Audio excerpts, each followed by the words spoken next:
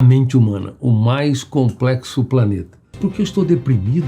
Porque eu estou sofrendo? Porque eu não estou alegre? Porque eu não contemplo o belo? Porque eu não consigo me envolver com as pessoas? Eu te pergunto, o pensamento é virtual ou real? Toda pessoa que pensa em morrer não quer matar a vida, quer eliminar a sua dor. Minha paz e minha saúde emocional valem ouro, o resto é lixo. Para quem eu pediria um conselho? O autor da vida, para onde eu vou? A vida é bela e breve como gotas de orvalho que por instante aparece e logo se dissipa aos primeiros raios solares do tempo. Eu tenho 67 anos e uma vida muito bem vivida. E eu sei que não me resta muito mais tempo, mas o que eu posso fazer para contribuir mais com a humanidade? Você pode ter inimigos fora de você, pode ter desafetos, pessoas que te decepcionam, mas ninguém vai te trair, te ferir ou te asfixiar mais do que a própria mente, se você não aprender a geri-la. Eles estudaram uma série de elementos da psique, da existência, das relações humanas, das relações sociopolíticas, mas não estudaram a essência que nos torna homo sapiens, o próprio pensamento.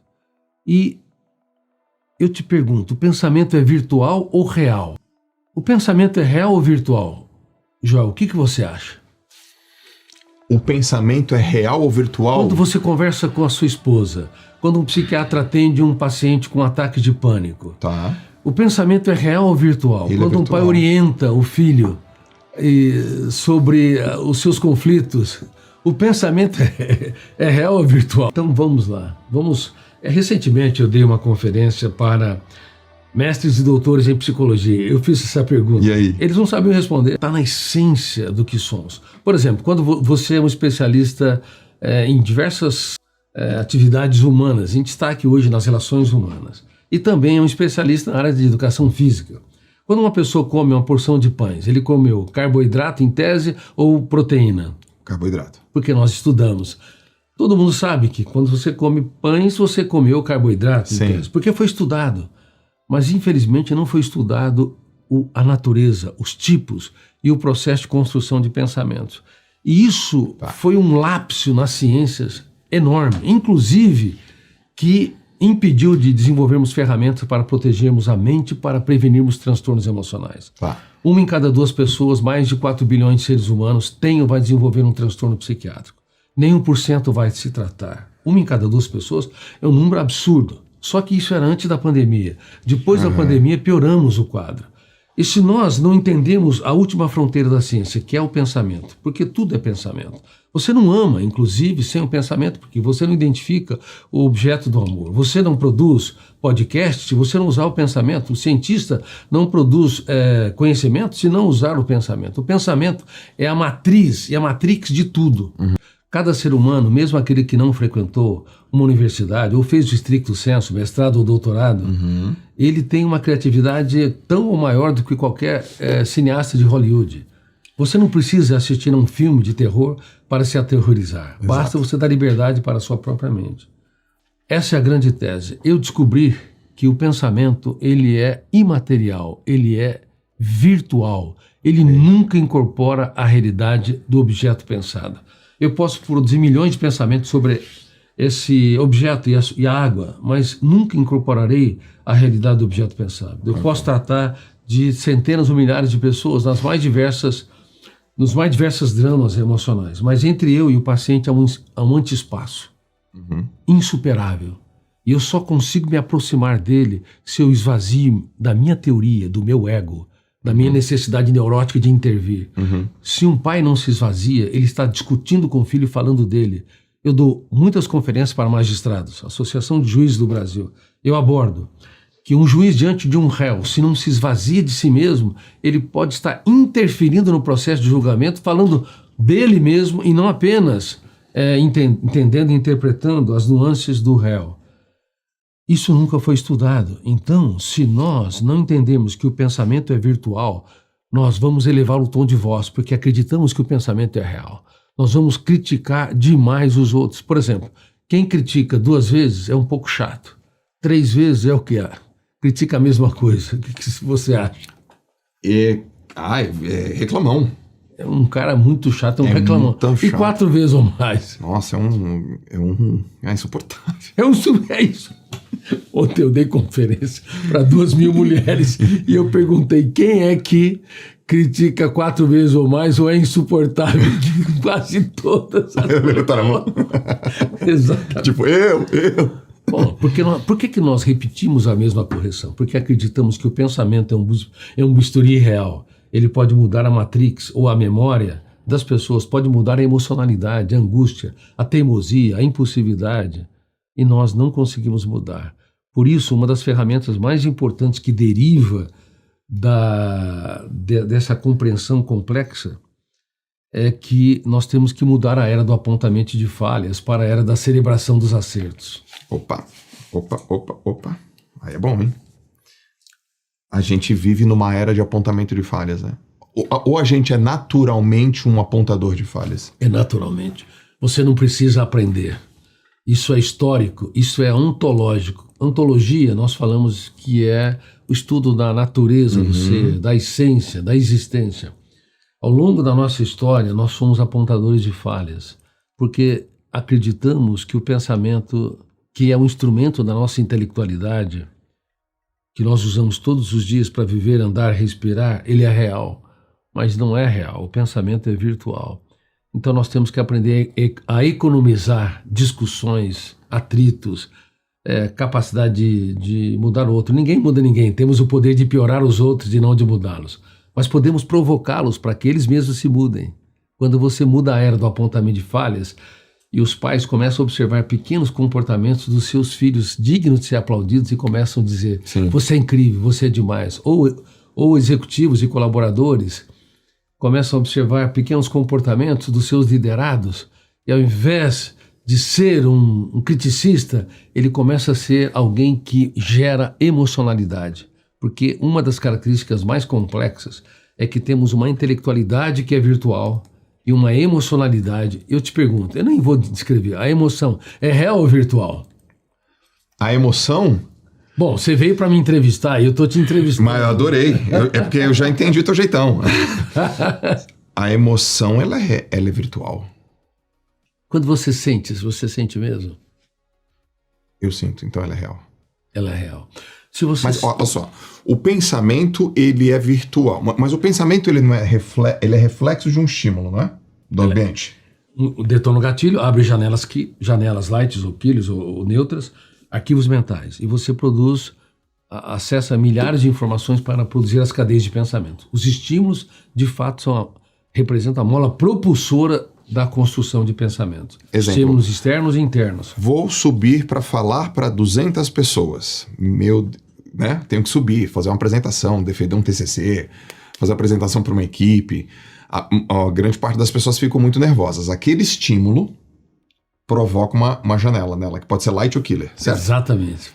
E é o pensamento que determina isso, né? Então aquele frio na barriga pode ser: meu Deus do céu, um monte de gente que eu vou falar, minha boca tá seca, não vai dar, meu Deus, tô nervoso. Ou pode ser: uau. Então é impressionante. Você, de maneira inteligente, abordou os dois mundos que constituem a mente humana. A intelectualidade, que é virtual, que não tem dor, não tem angústia, é imaterial.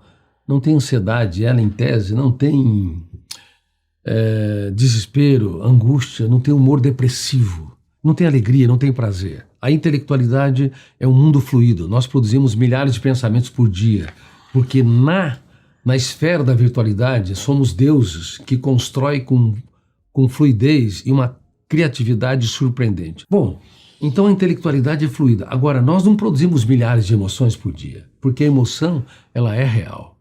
Uma pessoa que está sentindo dor, não importa se ele define intelectualmente, virtualmente, ela como angústia, ansiedade, humor triste, não importa. Okay. Ela está sentindo um sofrimento. Então, a emoção, ela é real. Então, portanto, há dois mundos completamente diferentes. Um mundo hipercriativo, que nos leva a pensar no futuro, remoer o passado, construir personagens, projetos, sonhos, milhares de ambientes, fantasias, todos os dias, inclusive quando dormimos nos sonhos.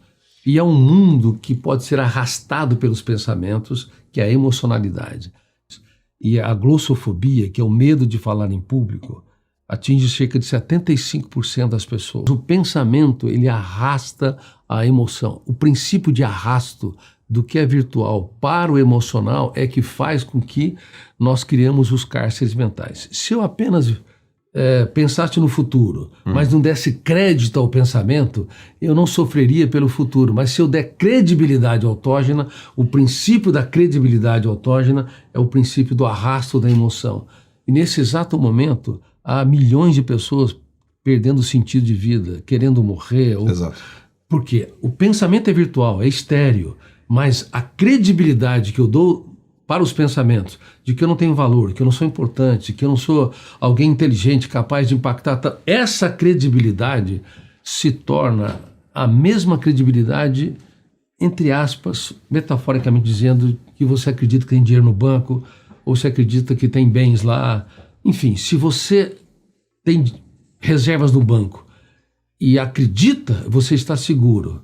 Se você não acredita, você corre para o banco. Milhares de pessoas correm para o sistema financeiro, ele quebra, é um crédito. Então é fiduciário. Sim. Também na mente humana há um sistema de credibilidade que pode levar um ser humano a ser encarcerado, aprisionado, asfixiado, ou um ser humano livre, protagonístico do ponto de vista psiquiátrico, psicológico e filosófico, inclusive.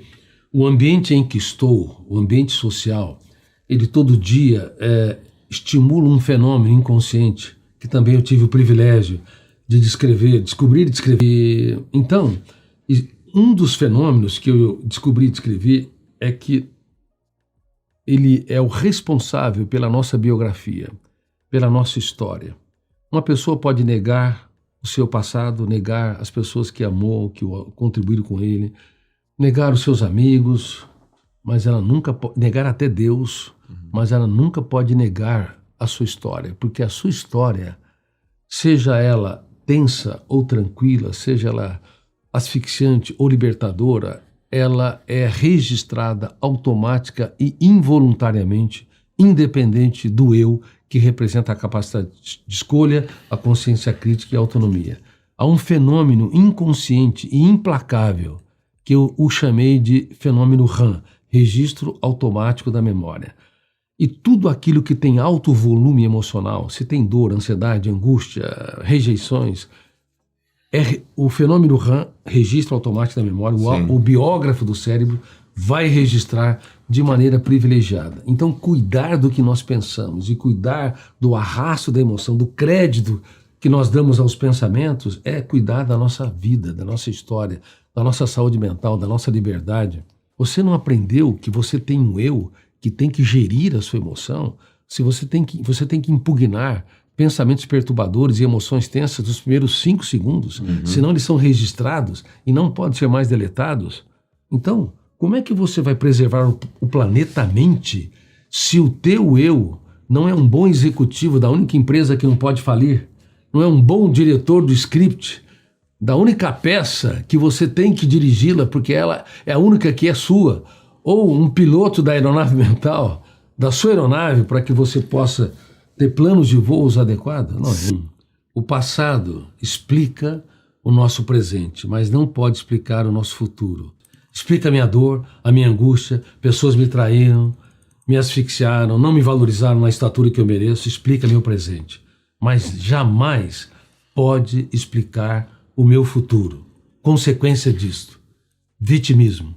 Uma pessoa que é vitimista, ainda que tenha motivos para sentir apequenada, ferida, machucada, excluída, ela retira o seu eu, que representa a capacidade de escolha, de ser protagonista do teatro da sua mente. Ela não vai dirigir mais seu script. Mas o problema não é o que os outros fizeram com a minha dor. O que eu faço a partir dessa dor para me tornar alguém que lidera a minha mente e não é liderado por ela. A dúvida, ela é poderosa para que o eu, ele impugne, discorde, confronte as janelas traumáticas. Eu tenho de criticar os pensamentos tóxicos todos os dias, mas não criticar como uma pessoa vitimista, mas como protagonista, como autor da própria história, com autoridade, discordando seriamente da minha posição de me curvar à dor e de me tornar escravo dela. Todos os dias, cada ser humano tem de fazer escolhas. Todos os dias. As escolhas são diárias, só que nós não fazemos. Decidir o quê? Decidir ser gestor da emoção. Como não há inteligência emocional, e nós abordamos sobre isso, discutimos sobre isso, a emoção é burra, a emoção é desinteligente, a emoção é inconsciente, ela não consegue ser autogerida. Boa. Reitero, eu que tem capacidade de escolha, consciência crítica, autonomia, autodeterminação. É o eu que tem que gerir a emoção. A técnica DCD empodera esse eu. Se eu uso os elementos mais importantes das ciências ao longo da história, como a arte de duvidar, eu fico forte, eu fico protagonista, eu duvido de que eu vou ser escravo do medo de falar em público. Certo. Eu duvido que eu vou tirar minha vida. Eu vou transformar o caos em oportunidade. Então, duvidar, criticar e determinar é uma das ferramentas de gestão da emoção que torna o eu ativo. O paciente não pode ser um espectador passivo do processo terapêutico. Certo. Como um aluno não pode ser um espectador passivo no teatro da sala de aula.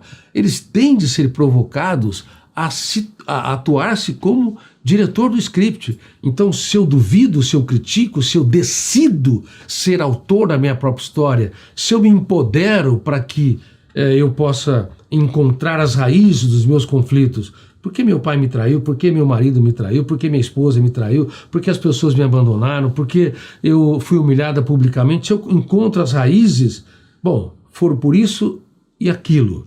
Mas devo eu comprar aquilo que não me pertence? Eu não causei. A intelectualidade é virtual. Então o pensamento do outro, a rejeição do outro é virtual. Só se torna real quando eu dou credibilidade autógena. Aí eu arrasto e transformo aquilo que é estéril do outro em algo real na minha emoção. Então por isso que a mente mente. Os piores inimigos não estão fora de nós.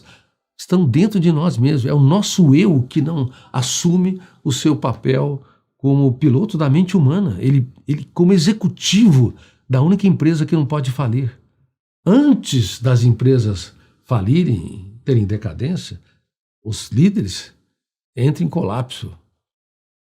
Porque nós não fomos treinados do ponto de vista educacional para intervir, nós não fomos treinados para entender que qualquer ofensa, rejeição, crítica e exclusão é virtual, só se torna real se o meu eu for ingênuo como gestor da mente e der uma credibilidade dramática àquilo que eu não construí e não entender que minha paz e minha saúde emocional valem ouro, o resto é lixo. Não existe a chineses, orientais e ocidentais, intelectuais e letrados, ricos e miseráveis. Somos seres humanos, únicos e irrepetíveis. E toda pessoa que pensa em morrer não quer matar a vida. Quer eliminar a sua dor. Exato. Por nada devemos trocar aquilo que vale ouro, que é a nossa essência, nossa paz, a nossa tranquilidade. E paz e tranquilidade é os fenômenos mais importantes da felicidade. Nenhum ser humano devia desistir de si mesmo. O eu tem que ser teimoso, o eu tem que ser rebelde, o eu tem que ter autoridade, o eu tem de ser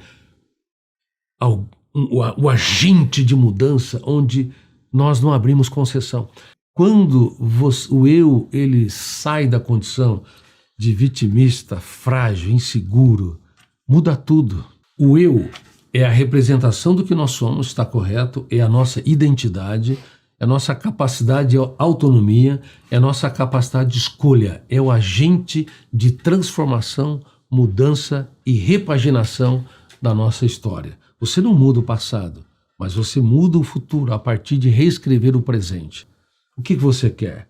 Com seu filho, você vai dar uma bronca, você vai apontar o erro dele porque ele foi rebelde. Por que você não muda a sua política das relações interpessoais a partir dessa última fronteira da ciência? Porque aqui não é um podcast comum, nós estamos falando... aqui está sendo como se fosse uma sala de mestrado ou doutorado. Sim. Por que ao invés de constrangê-lo, você não diga: filho, papai tem orgulho de você. Você é incrível, você é inteligente. Agora pense no seu comportamento. Nesse exato momento, o teu filho vai estar em choque, porque ele está esperando mais uma bronca, mais uma pressão, mais um sermão, e você mostra elegância, admirabilidade. Você mostra grandeza, poesia nas relações interpessoais.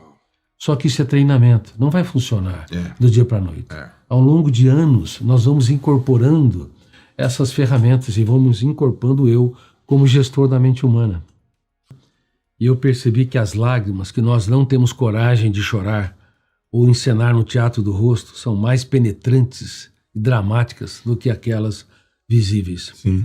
Passei por um caos de um estado depressivo e a partir daí eu tive o mais incrível encontro comigo mesmo. Um endereço dentro de mim mesmo. E uma pessoa rica é alguém que faz muito do pouco, e uma pessoa pobre precisa de muito para sentir pouco. A dor se tornou a minha mais importante professora na mais incrível escola, que é a escola da existência. Eu era sociável, eu tinha vários amigos, gostava de festas e jantares, mas por que eu estou deprimido? Por que eu estou sofrendo? Por que eu não estou alegre? Por que eu não contemplo o belo? Por que eu não consigo me envolver com as pessoas? Por que eu não consigo controlar meus pensamentos? Que máquina, que mente é essa?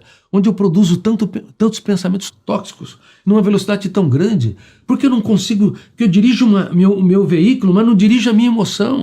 Cada ser humano nunca deveria se diminuir por ter uma crise emocional, por ter um conflito, até mesmo uma psicose. Cada ser humano é único e irrepetível. Mesmo numa psicose, quando nós produzimos, ou quando um paciente produz ideias paranoicas de que o mundo conspira, ou a televisão está falando com ele, sabe, ideias desconexas, fora dos parâmetros da realidade, nem de longe isso reflete uma pequenez intelectual. Somos tão grandes que podemos romper com a realidade, algo que a IA nunca vai ter. A IA nunca vai ter dúvida, a IA nunca vai se sentir angustiado, solitário, nunca vai ter medo. Isso é próprio da complexa intelectualidade e emocionalidade capitaneada pelo eu, que pode ser tanto virtual quanto real, se ele se empoderar ou se ele se fragilizar. É inacreditável como as pessoas estão vivenciando a dopamina barata, cada vez estímulos rápidos e pronto, e a mente, ela se vicia, precisando de muitos estímulos para sentir migalhas de prazer. E eu tenho sido uma voz solitária, não queria sê-lo, mas tenho sido, dizendo que estamos na era dos mendigos emocionais. Pessoas, milhões, centenas de milhões de pessoas precisando de muitos estímulos para sentir migalhas de prazer. A emoção está em contínuo processo de desequilíbrio. Boa. Se você é uma pessoa desequilibrada, tenha um pouco de paciência, porque você, todo ser humano é. O que não pode ser é de manhã tenso, na hora do almoço você está irritadiço, à tarde ninguém te suporta e à noite você não se aguenta. Aí não dá. Então essa flutuação grande da emoção é muito sério. Mas achar que uma pessoa tranquila não tem crise de ansiedade é uma utopia, porque 100% dos seres humanos têm ansiedade. Para mim, Deus era fruto dessa intelectualidade, era uma estratégia do cérebro para suportar o seu caos na solidão de um túmulo. Porque a morte, ela é cruel. Nós temos entre 30 e 40 trilhões de células e nenhuma delas está preparada para morrer. A morte é cruel. A finitude da vida é cruel. O fim da existência é cruel. Então, ser um ateu e pensar no fim da existência como eu pensava, o caos que vai ocorrer na solidão de um túmulo, era angustiante, ao mesmo muito angustiante, mais do que eu consiga descrever, e ao mesmo tempo me fazia afastar completamente da tese, da ideia de Deus. Mas como minha teoria estuda o processo de construção de pensamentos e o processo de formação de pensadores, como homens e mulheres saíram fora da curva, libertaram seu imaginário e construíram novas ideias na filosofia, na ciência e nas mais diversas áreas, eu fui até Einstein, estudei a mente dele. Como é que Einstein, aquele jovem que não deu certo como estudante nem como professor, desenvolveu uma das mais complexas teorias numa firma de patentes em Berna, sem nenhum mentor para dirigir a sua tese? Como é que é isso? Sem nenhum apelo intelectual. Ele libertou o mais complexo dos pensamentos, o pensamento imaginário. Ele usou a arte da dúvida, como eu abordei. Ele duvidou dos seus paradigmas. Ele entendeu que quem vence sem riscos triunfa sem glórias. Sem entender essa tese de gestão da emoção, quem vence sem riscos triunfa sem glórias. Estudei ele, estudei Freud, estudei Kant, estudei uma série de pensadores e fui até Jesus Cristo. Esperava encontrar uma pessoa sem grande intelectualidade, sem grandes impactos. Eu fiquei assombrado. Eu fiquei perplexo. Veja bem, no exato momento em que Judas Iscariotes o beija, o golpe da traição deveria detonar o gatilho, abrir janela... Killer. E gerar o quê? Foco ou hiperfoco? Hiperfoco. Hiperfoco. O Homo sapiens deveria se tornar um Homo bios. Bicho. Um bicho, um animal. Um animal. Naquele momento, ser traído é uma das experiências mais angustiantes. Tem pessoas que se digladiam ou nunca mais se relacionam. Mas, para espanto da psiquiatria e da psicologia, ele olhou para o traidor e o exaltou, o chamou de amigo. Ele não tinha medo de ser traído, número 1. Ele tinha medo de perder um amigo. Número 2. Uou. A sua paz valia ouro. O resto é lixo. Era inegociável. Ele não vendia nem pelo seu traidor a sua saúde emocional. Eu falei, mas espera um pouquinho. Que autonomia é esta? Eu tenho convicção. Se os grandes ateus da história, ainda que não se tornassem adeptos a nenhuma religião, estudassem a mente de Cristo, eles provavelmente o seguiriam. Quando as palavras faltam, nós temos que aprender a gritar no silêncio. Às vezes o silêncio é muito mais poderoso do que milhões de palavras que tentam domar o cérebro ou corrigir as pessoas. Uma pessoa madura, inteligente, não considera os seus diferentes como pessoas de seu menor valor. Para quem eu pediria um conselho? Eu pediria um conselho para aquele que se esconde atrás da cortina do tempo e do espaço, que coloca a sua assinatura, um beija-flor, quando leva uma gota de água para os seus filhotes, que coloca sua assinatura na agressão da escassez hídrica, os ventos cortantes, nas baixas temperaturas nos invernos, e que fazem desabrochar as flores nas primaveras. Eu pediria um conselho para o autor da vida. Para onde eu vou? A vida é bela e breve como gotas de orvalho que por instante aparece e logo se dissipam aos primeiros raios solares do tempo. Eu tenho 67 anos de uma vida muito bem vivida. E eu sei que não me resta muito mais tempo do que 15, 20 anos, um pouco mais, se eu tiver o privilégio de viver esses anos. Mas o que eu posso fazer para contribuir mais com a humanidade? Para onde eu vou? Então o conselho que eu peço para aquele que eu nunca vi o rosto é me dar um mínimo de segurança numa vida que é um contrato de risco, para saber o que eu posso fazer um pouco mais para contribuir com essa espécie que eu sou apaixonado, a espécie humana. Deveríamos pensar como humanidade, não pensar apenas como uma religião, uma filosofia, uma ideologia, um partido, uma cultura. Deveríamos ter um caso de amor com a nossa família humana. Eu não tenho uma religião formal, certo. Entendeu? Mas para mim, a espiritualidade tem que ser inteligente, ela tem que contemplar os diferentes, ela tem que fazer da nossa história uma vida que vale a pena, ela tem que me levar a fazer das pequenas coisas um espetáculo aos olhos.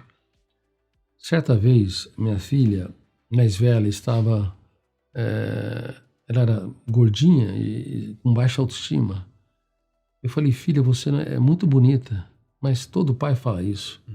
Então saí com ela andando a esmo, pelas ruas, encontrei uma casa velha, toda trincada, rachada, desbotada. Eu falei, filha, que beleza há nesta casa? Falou, não há beleza, pai. Olha, está caindo aos pedaços. Eu falei, filha, cada trinco tem histórias, tem lágrimas, cada tijolo tem sonhos, tem pesadelos.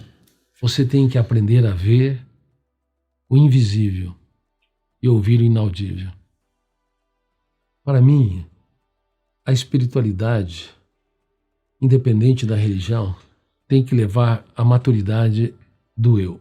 O eu não é o ego, o eu é o livre-arbítrio, o eu é a consciência crítica, o eu é a autonomia. Para mim, nós deveria levar o nosso eu a fazer das pequenas coisas um show para a nossa existência. E talvez uma das funções mais importantes que você deve também ensinar aos seus filhos é levar a comprar e adquirir aquilo que o dinheiro não pode conquistar. Falar das suas lágrimas, para que eles entendam que não há céu sem tempestades. Falar dos dias mais tristes, para que eles tenham coragem de escrever os capítulos mais importantes, nos momentos mais dramáticos da sua existência. A idade emocional não corresponde à idade biológica. Tem jovem de 20 anos, eu te faço uma estatística que tem 80, 100 anos de idade emocional, 10 anos, 70, 80 anos. Eu me sinto com 20 anos, o corpo não ajuda. Nunca pare de trabalhar até o último instante. Sempre tenha projetos que impactem a humanidade. Contribua sempre. Esse é o segredo do sucesso eterno. Paixão pela humanidade. Paixão pela contribuição. O tempo, ele é cruel. Você foge, ele te alcança. Você se esconde, ele te acha. Ninguém consegue se livrar dele. É a lei da entropia. Tudo sai do mais organizado para o menos desorganizado. Com o passar do tempo, tudo cai. Cai a pele, cai a musculatura. Com o passar do tempo, o Sol perde, à medida que emite luz, ele perde matéria. Daqui 5 bilhões de anos, o Sol não vai existir. A lei da entropia também é cruel, porque ela é o movimento mais solene do tempo. Mas, apesar de ter 67 anos, há algo que pode ser eternamente jovens, entre aspas. É a emoção. Ou seja, você se doar para os outros, você procurar dar o melhor de si para os outros serem felizes, isso nos rejuvenesce completamente. Isso me torna uma pessoa que quer fazer tantas coisas, embora o corpo não me ajude. Eu fico muito feliz quando eu vejo pessoas que me encorajam a continuar o meu trabalho. Porque, reitero, a vida é brevíssima para ser vivida e dramaticamente longa e paradoxalmente longa para se errar. 24 dias, 24 horas, é rápido, o mês passa rápido, o tempo emocional passa 3, 4 vezes mais rápido que o tempo biológico. Sim. Então vivimos há 45 anos, na década de 50, nos anos 2000. Hoje vivemos 80 anos, mas 80 anos passam como 20 anos. Você vai ver, daqui a pouco você já está nos anos finais da sua história, da sua jornada. É rápida demais. Rápida para ser vivida, mas paradoxalmente longa para se errar. Para aumentar o tom de voz, para criticar, para considerar opositores e inimigos a serem abatidos, para ter a necessidade neurótica de poder, a necessidade ansiosa de ser o centro das atenções sociais, que são necessidades doentias, que não contemplam a saúde mental. Então, eu sei, escrevo sobre esses paradoxos. Estou sempre formando líderes. Alguém me chama a atenção, se ele é pobre, eu dou mais atenção do que para um milionário, porque eu sei que se ele é pobre, não tem recursos financeiros, ele pode se sentir diminuído. A dor me ensinou a relevância da vida. O caos me ensinou, me fez chorar, me fez analisar profundamente a angústia, o humor depressivo, os pensamentos perturbadores, a brevidade da vida, a finitude da existência, o caos da morte. Tudo isso se tornou, para mim, uma fonte contínua de aprendizado. E eu vejo quase todos os dias que eu estou diante do fim da existência. Pensar no fim da existência leva-nos a valorizar a vida como um espetáculo. Porque quando você se acha imortal, você passa por cima dos outros com facilidade. Isso não quer dizer que eu não tenho defeitos, eu tenho defeitos, mas eu tenho a possibilidade de corrigir, porque eu vejo a minha pequenez, as minhas limitações e a minha finitude existencial. Então pensar na morte me ajuda demais a valorizar a vida todos os dias. Eu penso nela, eu teorizo sobre ela, eu penso no caos, eu penso do que vai acontecer com o meu córtex cerebral, onde bilhões, trilhões de informações se perderão na solidão de um túmulo. O que eu sou? Então eu sou apenas um caminhante que anda no traçado do tempo em busca de mim mesmo. Isso me protege demais. Na filosofia, nunca ninguém falou da solidão paradoxal da consciência virtual, que eu estou próximo infinitamente de tudo e de todos. Isso gera uma ansiedade vital que me leva a filosofar, a construir relações, a procurar a espiritualidade inteligente, a procurar construir sonhos e projetos. Nunca ninguém falou que há uma ansiedade saudável, que é a mola antropológica motivadora da humanidade. O fato de eu estar próximo e infinitamente distante de você me faz te procurar. O fato de você estar próximo infinitamente dos seus filhos, infinitamente distante, porque você só entende eles virtualmente, você está numa matrix virtual, numa bolha, numa ilha, num continente virtual, te faz você procurá-lo, porque você não tem a realidade deles. Então você tem que se esvaziar de si para construir pontes todos os dias. Os herdeiros não enxergam a complexidade da vida. Sucessores enxergam que ela é extremamente complexa e nós somos dependentes. É por isso, eu não gosto de usar figura militar, mas eu vou dar um exemplo da trajetória militar. O sonho de todo militar é chegar a ser um general. Certo. Mas na vida, o que acontece é que nós nascemos general se fomos maduros, se fomos inteligentes e vamos nos tornando soldado raso ao longo da nossa história, porque vamos compreendendo mais a existência, a complexidade e as nossas limitações. É importante, a psiquiatria precisa ter mais romantismo, porque o ser humano é maior que um diagnóstico, maior que sua depressão, maior que sua síndrome do pânico, maior do que a sua dependência. O ser humano é grande, o ser humano é importante, mas as pessoas ficam sequestradas em diagnósticos e elas não entendem que elas podem e devem escrever capítulos nobres em seus dias mais tristes. O eu, ele tem que treinar, ser autor da própria história. O teu eu, ele tem de sair da plateia, usando a figura do teatro, entrar no palco da sua mente e dar um escândalo. Não aceitar ser escrito por pessoas que te frustram, te decepcionam ou até mesmo pelos seus pensamentos tóxicos. Não abra mão nunca de dirigir o script da sua história, porque é a sua história e você é responsável por ela. E nenhum psiquiatra, nenhum psicólogo, nenhum líder, nenhum treinador pode fazer isso por você. Por favor, namore a vida antes de namorar alguém. Mas eu não te conheço. Tá, mas você tem encantos que talvez nem você conheça.